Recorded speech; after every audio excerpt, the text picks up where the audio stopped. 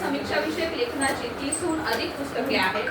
त्यांचे साहित्य आणि सामाजिक संदर्भ, आनंदाचा डोह, निळी पहाड, आधुनिक मराठी कवयित्रींची कविता, साठोत्तरी मराठी कविता व कवी, आगळी वेगळी नाटकं ही समीक्षात्मक पुस्तके, वियोग ब्रह्म, मावळतीच्या कविता हे कविता संग्रह इत्यादी लेखन प्रसिद्ध आहे. 1970 ते 1990च्या काळात विश्वकोशाच्या संपादनात सहभागी होते. शालीभोवती असलेल्या लेखकाच्या आठवणी पाठातून व्यक्त झाल्या आहेत. शाल ही प्रतिकात्मक आहे. शालीमुळे येणारा शालीनतेचा संदर्भ अंतर्मुख करणार आहे. पाठातील औदर्याचे उदाहरण हे माणसाची संवेदनशीलता जपणारे आहे. वस्तूंच्या संदर्भातील आठवणींचे मोल महत्त्वाचे असते. कोणत्याही निर्जीव वस्तूशी निगडीत असलेले संदर्भ मानवी भावना तरल ठेवतात. वस्तूशी निगडीत कोणतीही आठवण असो अथवा प्रसंग त्याचे मानवी संदर्भ स्वार्थाने महत्त्वाचे ठरतात. इथे लेखकाने शाल આપણે શોલ આપીએ તો મહારાષ્ટ્રમાં શું હોય કે મહારાષ્ટ્રમાં કોઈને અગર તમને કંઈક સન્માન કરવું હોય, કોઈને કંઈક તમને ઉંમર હોય તો એ શાલ ઓઢાડે, બરાબર. શાલ આને શ્રીફળ કાં તો નારળ આપે. એ બહુ મોટો એક બહુમાન કહેવાય, સન્માન કહેવાય. त्यामुळे शालीचे हे महत्त्व खूप आहे महाराष्ट्र संस्कृतीमध्ये. ठीक आहे. लेखकाने त्याच्या आठवणी सांगितल्या आहेत की शाल एखादी निर्जीव वस्तू હવે તમારે પણ એકાદે કોઈને બેગ ગોવાનું હોય કે કોઈને કાંઈ પોતાનું કોઈ ટી શર્ટ હોય જે બહુ ફેવરેટ હોય, આપણે કોઈને ટચ ન કરવા દે, કે કોઈ બેગ હોય કે વોટ એવર, જે પણ કોઈ પણ એક સપોઝ કોઈ નોન લિવિંગ थिंग पण હોય, निर्जीव वस्तू पण આપણને બહુ જ પ્રિય હોય કે આપણને કોઈને ટચ પણ ન કરવા દે. तशाच प्रकारे ह्या शालीविषयी लेखकाने अनेक त्याच्या आठवणी सांगितल्या आहेत की कशा प्रकारे शाल. आणि लेखक पु ल देशपांडे આ બહુ ફેમસ લેખક હતા, બરાબર, રાઇટર હતા. તો એમને અનેક પ્રોગ્રામમાં ઇન્વિટેશન આવે કે તમે આ પ્રોગ્રામમાં આવો, અહીંયા તમે કંઈક કાં કોઈ વક્તૃત્વ સ્પર્ધા હોય, ડિબેટ હોય મરાઠીમાં, કે કંઈક આવી રીતના વિનોદી લેખન હોય કે કંઈક કોઈ પણ. અને જ્યારે જ્યારે જાય ત્યારે શું આપે એમને એક શાલ અને નારળ. મેં તમને કીધું કોઈનું બહુમાન કરવાનું હોય, સન્માન કરવાનું હોય તો એ લોકોને આવી રીતના પેલા શાલ અને નારળ આપીએ છીએ. એ પ્રમાણે લેખક જ્યારે જ્યારે ગયા, જેટલી વાર ગયા એટલી શાલો એમની પાસે ભેગી થઈ કે કેવી રીતે એ લોકોને શાલને શું શું એમની પાસે આઠવણ હતી, કેવી રીતે બધું આ પાઠમાં એમ લીધું છે. એકદમ એ પુ ल देशपांडे यांच्याकडे આના લેખક છે રાઘવ જાધવ. અને આ પુ ल देशपांडे છે એ જે એક મોટા લેખક હતા, એમનું કેવી રીતના જ્યારે એ ગયા અને એમની પાસે કેટલી બધી શાલો હતી, કેમ કે એ બહુ મોટા લેખક હતા. હરેક ફંક્શનમાં, હરેક પ્રોગ્રામમાં એ જમાનામાં આજની તારીખમાં પણ તમે અગર કોઈ મરાઠી કોઈ પ્રોગ્રામમાં જાઓ તો એ લોકો પહેલાં જે કોઈનો પણ સત્કાર કરવાનો તો એમને પહેલાં શાલ ઓઢાડે. That is the very prestigious thing માને એ લોકો. ઠીક છે. એ પ્રમાણે લેખકને કેવી રીતના શું થયું, કેવી રીતના શાલનો અનુભવ આવ્યો એ બધું અહીંયા એમને કીધું છે.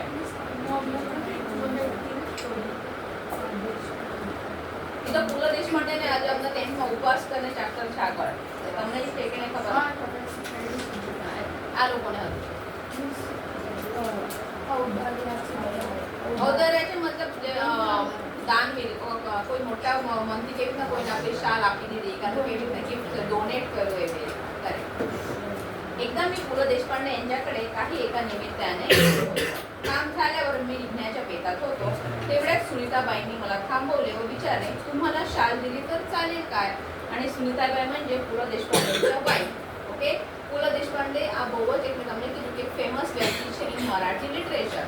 લેખક काय म्हणतात की एके दिवशी मी त्यांच्याकडे गेलो आणि काही कामानिमित्त गेलो, बरोबर. હવે ત્યારે પૂર્વા એ જમાનામાં હતું કે કોઈ આપણા ઘરે આવ્યું અને જ્યારે એ નીકળે છે મળી થઈ ગયો તો પણ આપણે એના હાથમાં આપણે આજે જોયું હશે તમે કંઈ તમે કોઈ તો તમને કવર આપે કાં તો કોઈ ગિફ્ટ આપે, એવી રીતના એ જમાનામાં પણ શાલ આપતા હતા. તો લેખક કે હું પુ ल દેશપાંડે મારા ઘરે ગયો અને મારું કામ થઈ ગયું, કામ થયા ભેગા હતો એટલે જસ્ટ કે હું ત્યાંથી निघतो होतो आणि तेवढ्यात सुनीताबाई म्हणजे पु ल देशपांडे यांच्या वाईफ, पत्नी, त्यांनी मला विचारलं तुम्हाला शाल दिली तर चालेल का? એટલે કે એમને મને કીધું કે કવર કઈ કઈ કરો તો તમે એમને મને પૂછ્યું કે તમારા હું તમને શાલ આપીશ ચાલશે કે?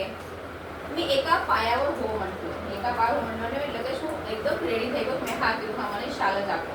पु ल व सुनीताबाई यांनी मला शाल द्यावी हा मला मोठा गौरव वाटला.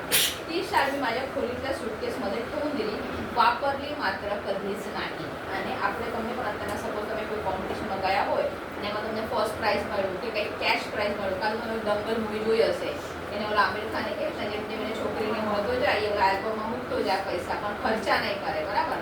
એવી રીતના લેખકે કીધું કે પોતે ફૂલ દેશપાંડે અને એમના વાઈફ એ આટલા મોટા વ્યક્તિ છે અને એ મને શાલ આપીને મારો ગૌરવ કરે, એ મારી માટે બહુ મોટી વસ્તુ હતી એટલે મેં તરત હા પાડી. અને એ જે શાલ છે મેં ક્યારેય પણ યુઝ નથી કરી, મેં કદી જ વાપરલી નહીં.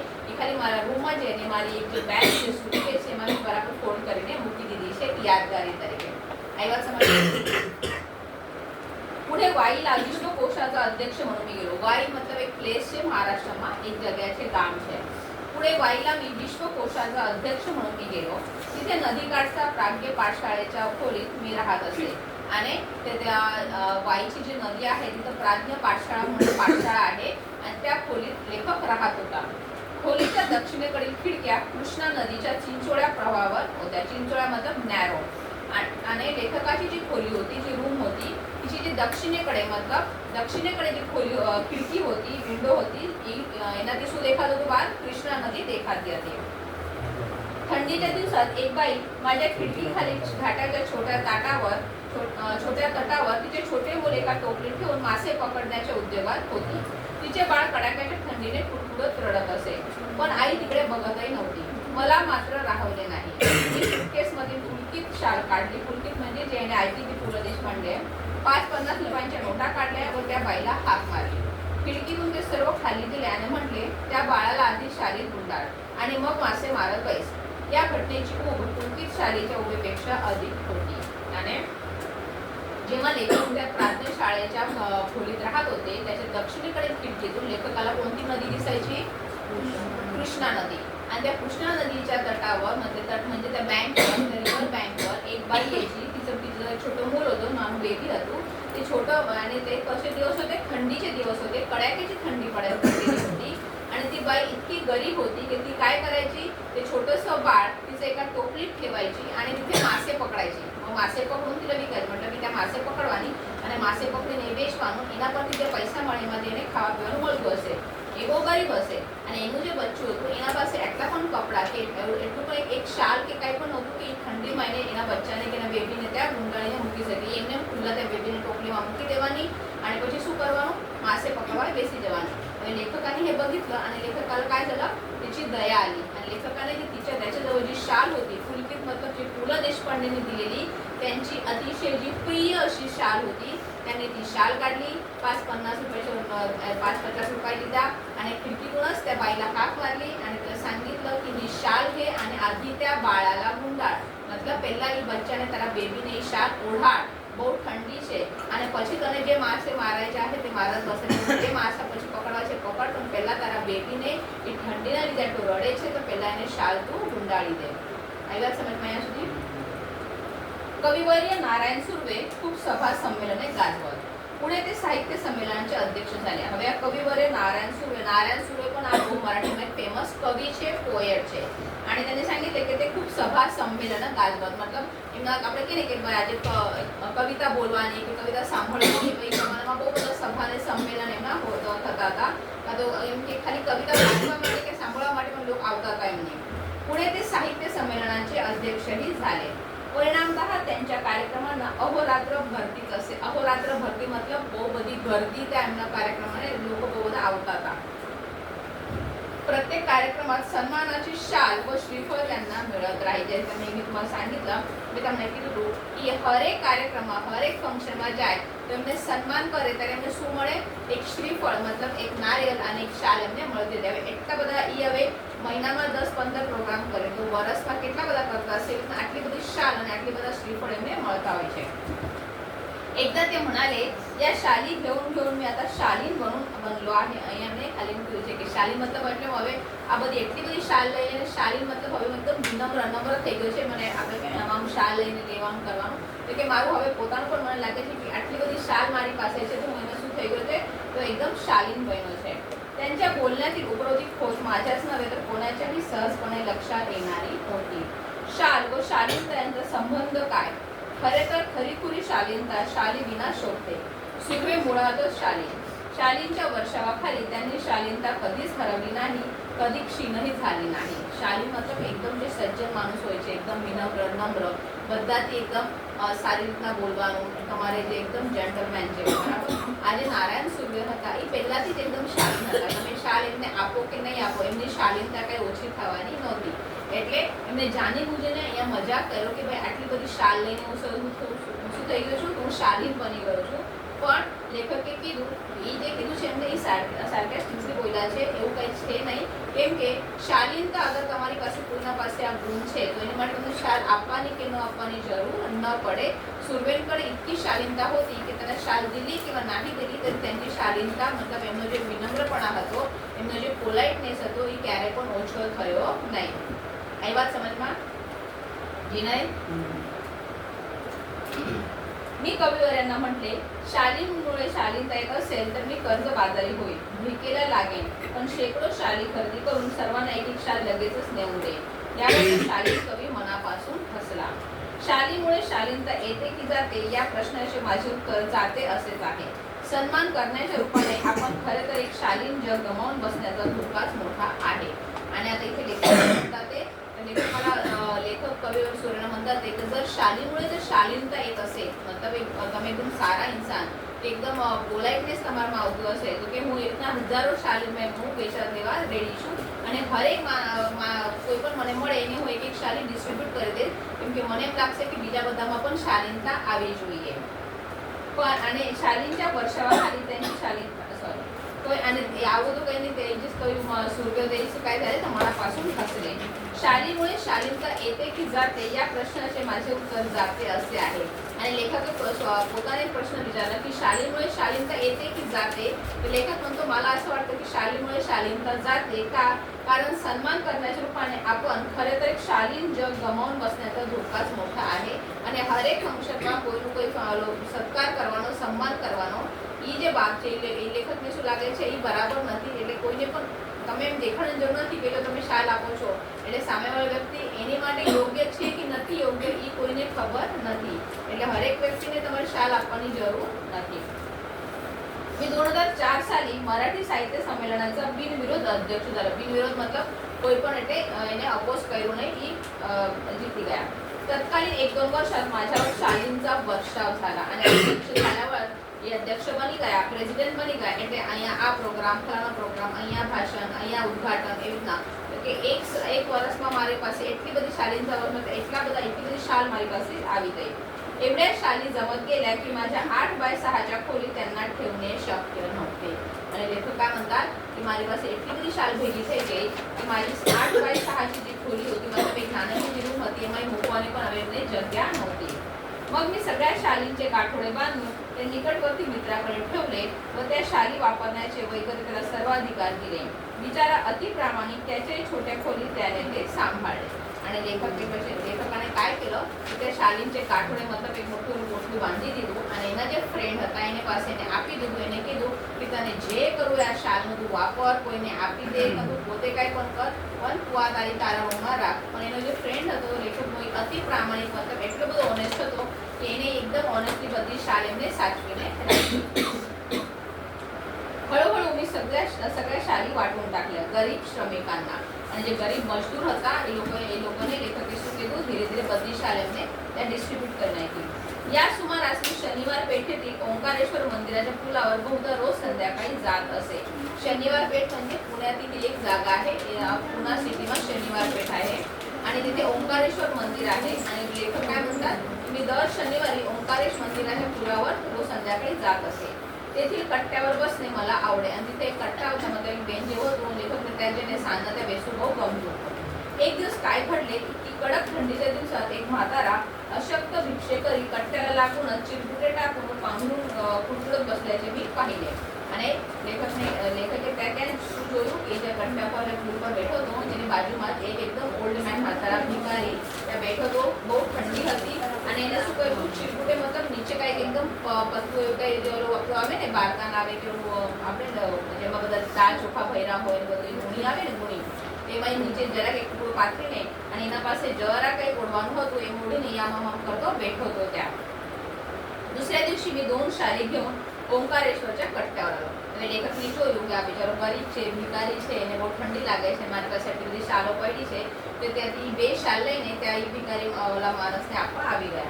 तो म्हातारा होताच आणि जे ओल्ड मॅन होतो त्या हतोच.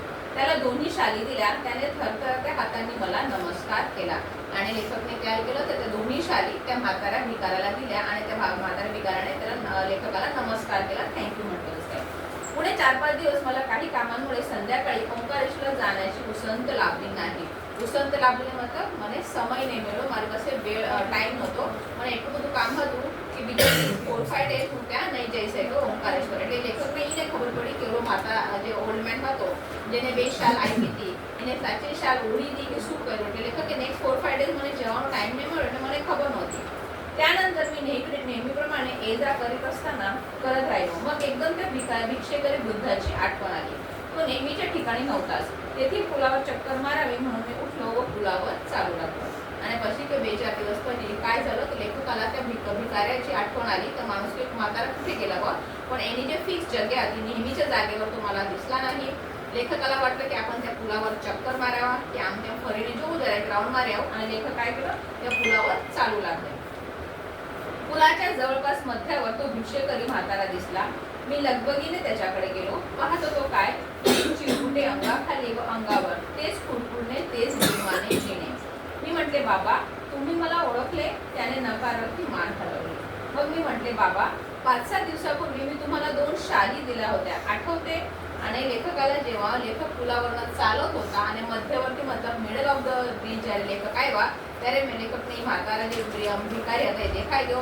સેમ નાનકડા ઓલા જે પહેલા જેનું નાનકડું ફાટેલું કપડું હતું એ નીચે નાખીને એ જ નાનકડા ફાટેલું કપડા ઓઢીને બેઠો હતો ઠંડીમાં. એટલે લેખકને થોડું સરપ્રાઈઝ થયું કે મેં હમણાં તો 4-5 દિવસ પહેલા 2 શાલ આપી હતી, તો એ ગઈ ક્યાં? એટલે લેખકે વિચાર્યું કે બાબા तुम्हाला मला ओळखलं का? એને નકારાર્થી મતલબ એ ના પાડી કે હું તને નથી ઓળખતો, કે मी 4-5 दिवसापूर्वी मला 2 शाली दिल्या होत्या. પછી શું કે છે, आठवते? यावर म्हातारा फुलला व पुन्हा हात जोडून म्हणाल्या, हे भल्या माणसा तू लई मोठा, मी असली शाली दिल्या, पण बाबा मी भिकाऱ्याला शाली कशा शोभतील? त्या शोभेपेक्षा पोटाची आग लई वाईट. मी शाली इकल्या व 2-3 दिवस पोटभर जेवण घेतलं बाबा. आमचं हे असलं बिकट जीणं, तुझं लई उपकार आहेत बाबा. અને એ ભિખારી काय सांगितलं કે હું ભિખારી છું બરાબર, આજે હું ભીખ માંગુ છું, હું ઓળી છું, અગર હું આટલી તારી શોલ હું અગર ઓઢીને બેસાડીશ તો કોઈ મને ભિખારી સમજશે કે?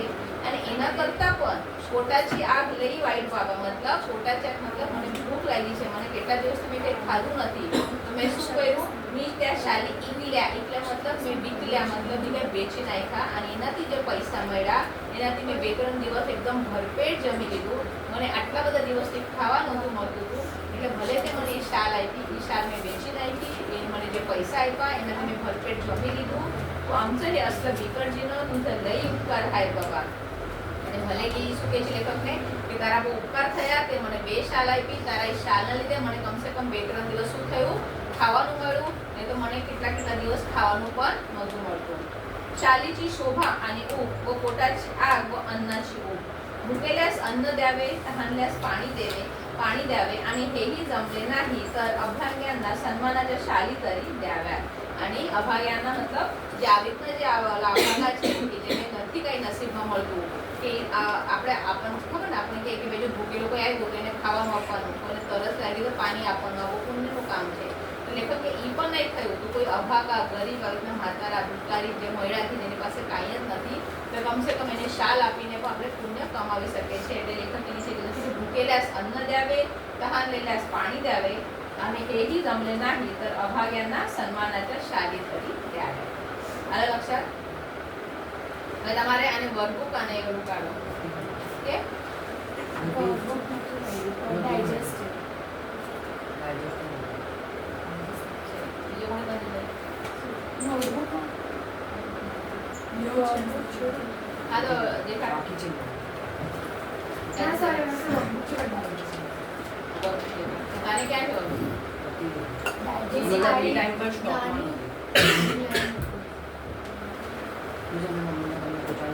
वीडियो बनता है मम्मी पूछे थे कि डाइजेस्ट मिस हां बन